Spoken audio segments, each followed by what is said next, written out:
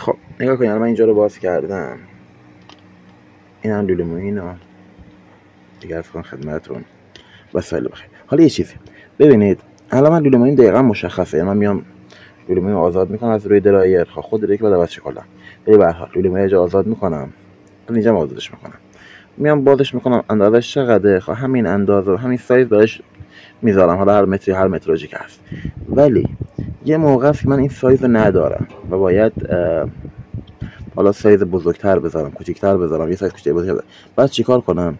میام اینجای درایر رو ببینید یه لوله اومده، روی این یه دونه شیر سرویس جوش میدم و مثلا یه متر لوله مویی براش میذارم، صبر میکنم تا کمپرسور روشن میکنم، اینجا هم گیجمو میذارم وصل میکنم به این شیر سرویس، یعنی روی این شیر سرویس جوش میدم، بعد گیج بهش وصل میکنم، کمپرسور روشن میکنم، میام اینم فشار چقدره. فشار مثلا میگم مثلا 40 تا بود، میام اینقدر کوتاه یا بلندش میکنم، ازش قطع میکنم تا فشار بین 70 الی 80 پی اس آی برسه، اون موقع همون قطع میکنم. حالا بین 70 تا 80 کافیه. حالا ما داخل خودسان رو 75 میذاریم، حالا بسیاری به شرطم دارم، تا 70 مثلا داخل شرایط سرسیر کافیه. اولش همین حالا مثلا داخل احواض 80 تا میذاریم، به شخص خودم 70 میذارم. ولی به هر حال این کار انجام میدیم و بعد دیگه انتهای کار جوش میدیم. خب الان من میخوام لوله موییشو عوض کنم، ولی قبل از این باید گاز رو تخلیه کنم. تا گاز تخلیه بشه من چیزی عرض کنم خدمتتون. ببینید من باید شیرا رو عوض کنم.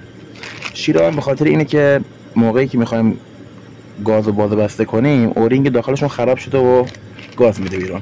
حالا ببینید دو مدل شیر وجود داره، یکیش اینه که ببینید لوله‌اش مستقیمه و یک مدل دیگه هست که اینه، میبینید لوله‌اش اله، یعنی این میخواد نصب بشه دقیقاً به این شکله که رو بالا قرار میگیره. اینم بخوام نصب کنم اینطور نصب میشه، یعنی من بخوام یکی رو نصب کنم یعنی باید زانو بزنم و خیلی دردسر داره، بعد اصلا استاندارد در میاد چون خیلی میره جلو، بعدش ببرم. این یکی یعنی ما باید حتما موقع نگاه کردن و انتخاب کردن زانون توجه کنیم به قضیه. هر چند که خیلی کم پیش میاد کولری از این نوع شیرا بخوره، ولی هست نه که نیست، ولی 90% از این هست از این مدل. خب اون یکی همینه دقیقاً به این سایز میگن 5-8، به این سایز میگن 3-8، به این سایز که قرار لوله اینجا قرار بگیره میگن لوله 5-8، شیر 5-8. این است. خب حالا من چیزی هم عرض کنم خدمتتون، بذار من آمادهش کنم اول.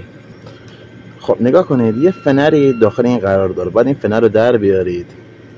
این فنر هم در آوردنش واقعا یکم اذیت کننده است، حتما با رو بالا نمیاد، باید اول فشارش بدین کامل بره رو پایین داخل، بعد اون موقع درش برین. کارش هم اینه که زمانی که این میخواد تاب بخوره، نگاه کنید شیری که ما داریم که میگه موقع باز و بس کردن گاز، از این بعد استفاده کنیم. خب میاد حد نصاب اینو مشخص کنه که چقدر جلو بیاد. حالا این یه اورینگ داره، ببین تمام گاز کولر ما به این اورینگه، یعنی اگر این اورینگ ایراد داشته باشه اون گاز عملا هیچ. خب الان نگاه کن من اینو آزاد کردم دیگه تمام شد. خب و چیزی نداریم. حالا اینجا هم نگاه کنید، اینجا من یه سوزن دارم، میبینید این سوزن هم اورینگ داره. خب بذارم آزادش کنم. آره خب ببینید الان من با کمک این سرپیکا این سوزنم آزاد میکنم، چون خود سوزنم اورینگ داره و اگر اینا رو در نیارم و شروع کنم به جوشکاری کردن، این حالا داخل تصویر پیدا است پیدا نیست، این سفیده اینجا اورینگه، این اورینگه، این واشه را اگر بسوزن موقع جوشکاری 100% میسوزه چون خیلی داغ میشه. اگر بسوزن دیگه کار تمامه، یعنی واقعا عملا هیچ، یعنی کار ما، یعنی تمام شیری که میخوام عوض کنیم به خاطر اینه که الان اورینگ این خرابه. هر چند نگاه کنید اگرم حالا اورینگاشون من نمیدونم کجا میفروشن، اگر اورینگ آدم داشته باشه یعنی با سنجت، چون نگاه کن خود اینا دیگه واشری ندارن، فنری ندارن که میزان مشخص کنه، به جاش لبه گذاشتن. اگه با سنجت هم یه لبه اینو بزنه راحت شیر در میاد و مشکل برطرف میشه، به شرطی که اورینگ یا مثلا بیاد واشرش عوض کنه. یعنی اگر به فرض مثال خب یکم حوصله‌ام میخواد، حالا من بعدا نشونتون میدم. ولی اگر آدم اینو با سنگ سنگ بگیره اینو بزنه، اورینگو در بیاره و اورینگش عوض کنه، مشکل برطرف میشه. هرچند که زیاد صرفه هم نیست، عوض کنید بهتره. خودم این رو هم هست. حالا من میخوام شیر رو عوض کنم و لوله مویی رو عوض کنم. خب برای عوض کردن شیر که این که در بیارم، لوله 5-8 هم آزاد میشه. ولی این یکی نگاه کنید، اومده وصل شده اینجا. دستی بیارم بالاتر، ببخشید. خب خورده به لوله مویی، اومده پایین خورده به درایر، بعدش هم خورده به لوله. یعنی من بخوام اینو آزاد کنم، فقط همین اینی که در بیارم از اینجا، کل این آزاد میشه، بیرونی کارا رو انجام میدم، لوله مویی رو میذارم و بعد وصلش میکنم. حالا سر این کولر در عجله دارم، نمیتونم دقیقاً سایزش بهتون در بیارم که بگم چیکار بکنید که در بیاد، اندازه‌شو بگیرید، فشار پشت لوله مویی رو در بیارید. ولی سر کولر ایستاده دقیقاً این کارو انجام میدم که دقیقاً متوجه بشید. ولی اینجا به هر حال طبق اندازه خودش، هر چقدر که اندازه داره دقیقاً همون سایز، همون اندازه میذاریم. ولی واسه کولر بعدی نه، اون دقیقاً کولر موتور روشن میکنیم، فشار پشت لوله مویی رو میگیریم و تنظیم میکنیم، دقیقاً چیزی که نیاز داره رو میذاریم. این صداگیر دور کمپرسور آزاد کردم که موقعی که میخوام جوشکاری کنم باعث سوختنش نشه. فقط یه چیز رو رعایت کنید، موقعی که میخواین جوشکاری کنید حتما شیراتون رو کامل بذارین باز باشه، چون شیر بسته باشه موقع، چون هر وقت باعث فشار میشه، خدا نکنه خطرناک میشه. باز کنید، چون بعد موقع پیش میاد که لوله مویی پوش اصلا کیپه، از پشتش گرفته است. خیلی دقت کنید موقعی کارش. من حرارت بگیرم اینجا، احتمال داره که این درایر کیپ باشه و باعث انفجار بشه، یه حادثه خیلی بدی به وجود بیاد. به خاطر این چندین بار گفتم، الانم باز میگم، مخصوصا داخل کولر که فشار خیلی بالاتره. مثلا داخل این کولر تا 18000 1 کیلو گاز داخلشه. الان ما کولر 36000 مثلا ایستادون دیگه 3.5 کیلو 4 کیلو گاز داخلشه. حتما اگر این کیپ باشه، الان درایر کیپ باشه، یعنی پشت این فشاره، این کیپ نیست، چون به میزان گازی که خارج شد مشخصه. ولی به هر حال با یه لوله بر یه خط اینجا بندازید که سوراخ بشه، که اگر یه موقع کیپ بود از اینجا گاز خالی کنه و خدا نکرده حادثه واسه وجود نیاد. خب من این پیچا رو باز کردم، این آزاد کردم و بردم بیرون که بتونم راحت این حرارت بدم درش بیارم. و این یکی هم که اصلا دیگه نیازی به این کارا نداره، فقط از اونجا آزادش بکنم کلا در میاد. خب این کارا رو انجام بده و فیلم بگیریم.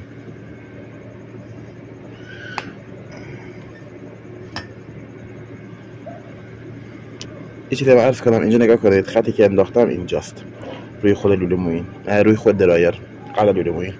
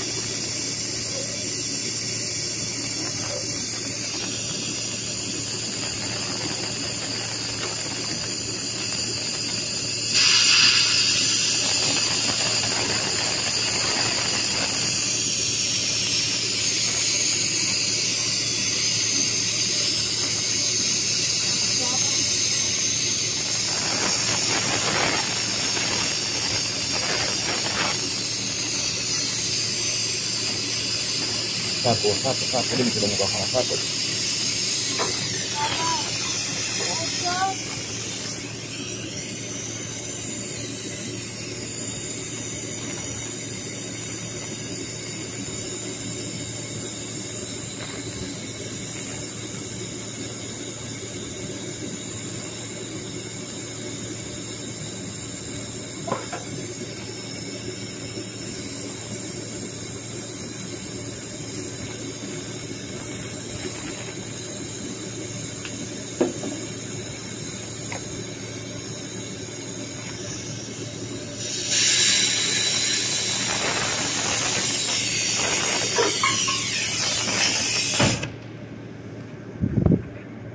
خب الان شیر درایر در اومده که الان من دیگه کلا اینو میندازم دور از اینجا، فقط دوبارم، چون شیرم باید عوض کنیم کلا، یعنی فقط یک لوله رو نیاز داریم الان. یا اصلا شاید کل لولوموی اونو بیا مثلا وصل کنم به خود شیر اینجا، یه تیکه روش تبدیل بذارم و شیر روش بدم بهش بره. دیگه از این کلان استفاده نکنیم، یعنی این کلان دیگه با همه چی دور میندازیم، به کارمون نمیاد.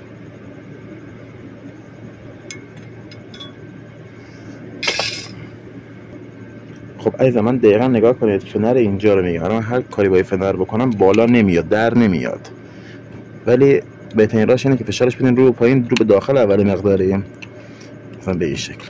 حالا میبینید یعنی کج شده رفته پایین فنره، ببینید کامل کجش کنید بره پایین. خب دیگه این تو به راحتی در میاد، ولی اگر بخواید رو بالا فشار بدین خیلی واقعا سخت در میاد، در آوردنش خیلی سخته.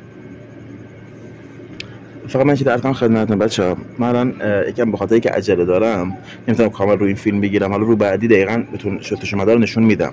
ببینید داخل این توری وجود داره، میشه میگم وقتی اینو جوش بدید و لولومویی رو بذارید بعد بخواید شستشو مدار بدین، عملاً هیچ سودی نداره. باید حتما قبل از اینکه اینو وصل کنید شستشو مدار انجام بدید. این یک، یعنی بعد الان اینو که جوش دادید شیر بهش وصل کنید، شلنگ بهش وصل کنید و حالا با ازود یا با گاز شستشو مدار بدید. این از این. بعد اینو بذارید جوش بدید، بعد لولومویین و بعد باقی کار. من میخوام اینو جوش بدم، اینو بذارم اینجا که جوش بخورم.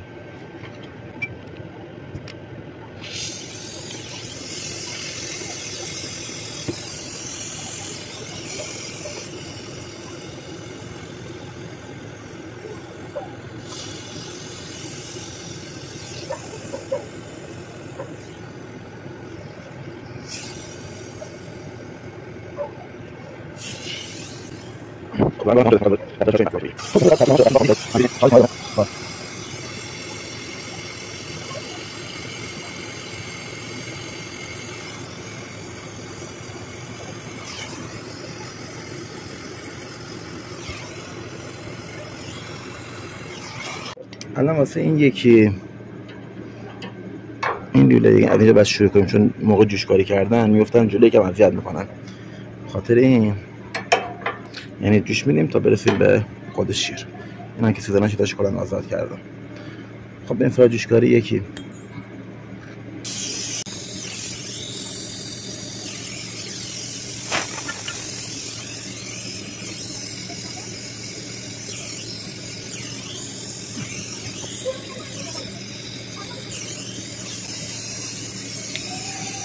پایین لوله رو من اینقدر بیشتر زدم، چون موقعی که در آوردم تکون دادم احساس کردم یه ذره پاره شده، گفتم محکم بشه خیالم راحت بشه، نیاد به خاطر یه ذره جوش کارمون خراب کنه.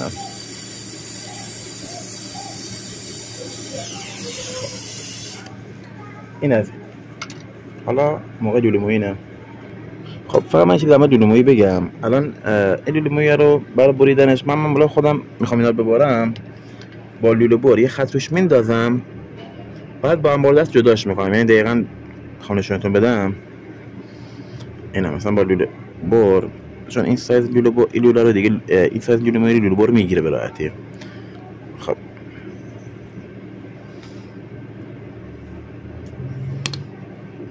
توجه کنید، حالا اینجا پیدا است. بله ببینید. خب الان این خب من چون سایز خودش الان دارم به همون اندازه خودش میذارم. خب واسه اندازه گیریش هم دقیقا اومدم اندازه خودش گرد کردم، با همون تعداد 4 تا گرد کردم و این اندازه رو در آوردم. ببین آقا من این روی یکی دارم در مورد یخچال کولری صحبت میکنم که اندازه لولوموییشو میدونیم و سایزشو داریم. حالا در کولر بعدی که یکی چند روز دیگه منتشر میکنم اون دقیقاً اونجا از لولومویی استفاده میکنم که سایز خودش نیست و بعد ازش اندازه گیری کنیم و براش اندازه بذاریم و فشار پشت لولومویی رو در بیاریم. خب الان من باید درایر بذارم اینجا، لولومویی وصل بشه بهش و ادامه کار. خب حالا من یکی شروع کنم انجام این کارا.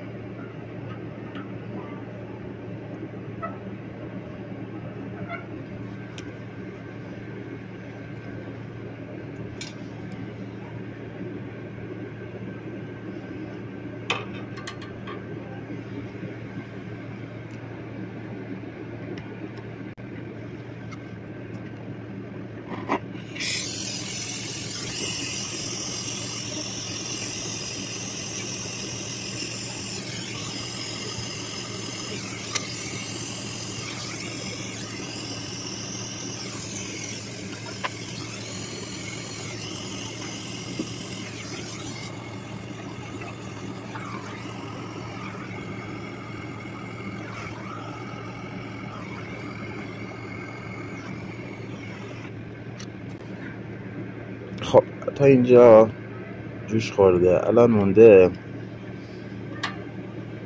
شیر و این عزیز و گرامی. خب من الان شیر گذاشتم اینجا و یه لوله هم داخلش باید تبدیل گذاشتم و لوله مورد قرار دادم. بعد اینو جوش بدم، اینم جوش بدم.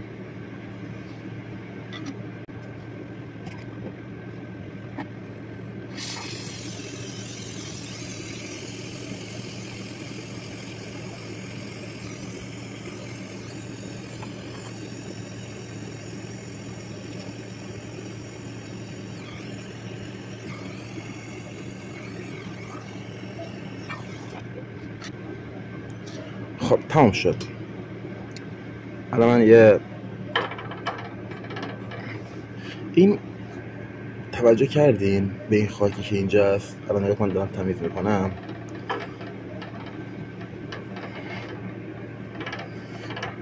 دقیقا همین اتفاق داخل لوله افتاده، یعنی همین خاک داخل لوله است.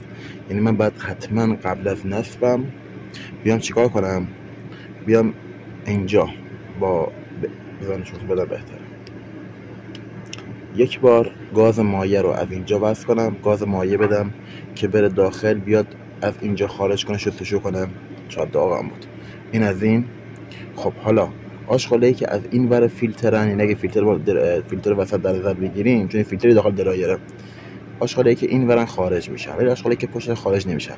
برای بار دوم حالا میایم از این سمت فشار میزنیم که حالا آشغالایی که اون سمت درایر قرار دارن از این ور خارج میشن، که این کار دیگه خود مشتری انجام میدیم. خب نگاه کنید، اگه توجه کنید لوله ها دارن برق میزنن. دلیل برق زدنشون این اسپریه. یه نوع اسپری پلاستیکه، یه عایق بندی میکنه. این کار یعنی دقیقاً شما این کار انجام بدید دیگه مطمئن باشین لوله اگر قرار این کولر مثلا بره 4 سال دیگه گازش بره، میره بعد 10 سال دیگه. مخصوصا داخل مناطقی که آلوده به گازه یا کولری که داخل مغازه ترشی فروش نصبه، چون اونجا سرکه زیاد داره، سرکه هم خورنده لوله مسی و این چیزاست و باعث نشتی میشه. جایی که میگم نزدیک فاضلاب، نزدیک به دستشویی، اینجا حتما از این یا رنگ یا این استفاده کنید که یه عایق اضافه بر خود لوله بشه. در مورد شستشو مدار بگم. بچه‌ها نگاه کنید چرا الان اینجا شستشو مدار نکردم اینو؟ به دو دلیل. نگاه کنید، یعنی دقیقاً من به خاطر راحتی خودم حقیقتا. ببینید اینو یه شیر سرویس من اینجا دارم. معمولا داخل کولر فقط روی لوله بزرگ شیر سرویس وجود داره. یعنی اگه خود لوله خودشو نگاه کنید مثلا که اینجور نصب بود، زیر شیر سرویس نداشت. اگر من اینو چون اینو دارم میتونم هم از این ور و هم از این سمت شستشو مدار انجام بدم. به خاطر این دیگه خودم نظر نمی‌کنم موقع جوشکاری بخوام این کارو انجام بدم، دیگه میذارم بره خونه خود مشتری، موقع اونجا به راحتی کارمون انجام بدم تمام بشه برم. خب من الان تمام اورینگاشو گذاشتم، خود شیرشو گذاشتم، سوزنیارم بستم، تمام شده. رفت الان دیگه مونده خود بستن کولر. یه چیزم در مورد اینا بگم، حالا ان شاءالله اینا که هنوز شروع به کار نکردن، بعدن که شروع به کار کردن میفهمم من چی میگم. یعنی یه تعمیرکار این ضایعات بیشتر از خود تعمیر دوست داره. یعنی اگه 10 میلیون هم پول بگیره یه طرف، ولی این و موتور سوخته رو بیشتر واسش ارزش قائله. چرا؟ چون جمع میکنه سر سال میفروشه، پول دستش میگیره. چون تعمیرکار کولر معمولا زمستونا بیکارن بنده خدا، دیگه این ضایعات میرسه به دادشون داخل زمستون. خب من یه توضیح در مورد برقش بدم. بچه‌ها نگاه کنید، اولا حالا این کولر این اورجینال 18000 24 همینه، 30 هم همینه، فقط درس نگاه کنید. ببینید ما اینجا 3 تا ترمینال داریم، یعنی ترمینال ما جای 3 تا فیش برق داره، 1 2 3. حالا یا NL مثلا 2، هر چی که میخواد نوشته باشه. اگه کامل نوشتهش ندارم زیاد. 3 تا ترمینال من اینجا دارم، N1 2 و شماره 3. حالا من خیلی سوال میکردم برای برق بستنش باید چیکار کنیم. آیا هیچ فرقی نمیکنه. نگاه کنید اینم مثلا اینو بیارم بالا. خب اینجا ببینید اینم مال برد داخله، یعنی چیزی که ما میبینیم از ترمینال و کولر میخوایم برق رو ببندیم اینه. برای بستن برق ما اینو میبینیم. اینجا نوشته 1، اینجا نوشته 1 بعد این گفته 0، اینجا گفته 2، اینم 2.